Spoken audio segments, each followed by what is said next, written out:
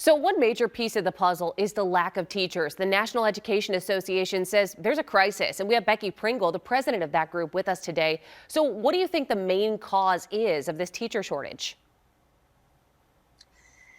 It's good to be with you today. Well, let me begin by talking about the fact that we are seeing all over this country incredible educators, heroic educators who are stepping up and innovating, going above and beyond the call of doing duty, just heroic acts as they stand in the gaps for our students. But that, of course, is causing major stress. And so we as the NEA wanted to do a survey to get a better sense of how really much of a crisis this is. And we were surprised to find out that 55% of our educators throughout the country are telling us, they're reporting to us, they are planning to leave the profession or retire early. That is up from 37% just this past August. That is alarming. It is a crisis, and we absolutely have to do something about it right now. What's the reason for that big jump and the number of teachers saying, I'm going to leave this profession or retire early? We know that since the fall, we've gone through Delta and we've gone through Omicron now. The continued stress that is finding its way to the schoolhouse doors of our educators is just unrelenting.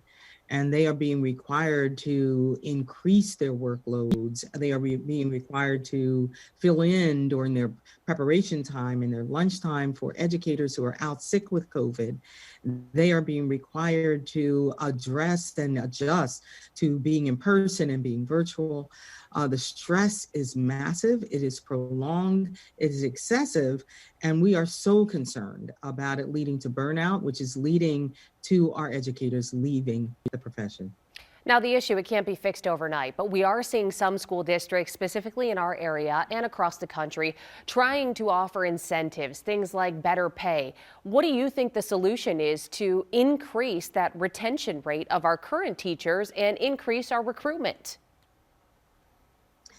We actually asked our educators that question on our survey, and the number one answer was teacher compensation, both pay and benefits. You know, the nation watched in horror 2 years ago when educators all over this country rose up in our Red for Ed movement, where people realized that teachers were living in their cars, renting out their apartments just so they could feed their families, that support staff and their families were living below the poverty level.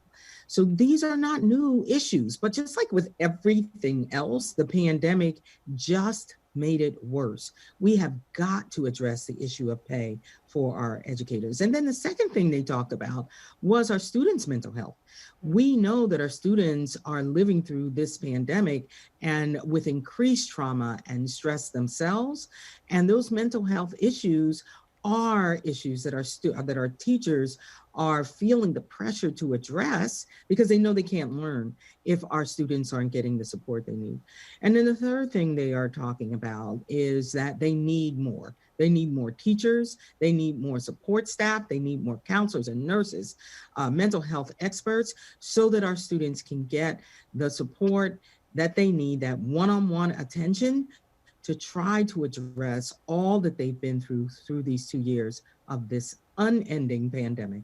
Well, thank you so much, Becky Pringle with the National Education Association, for being with us today. Thank you.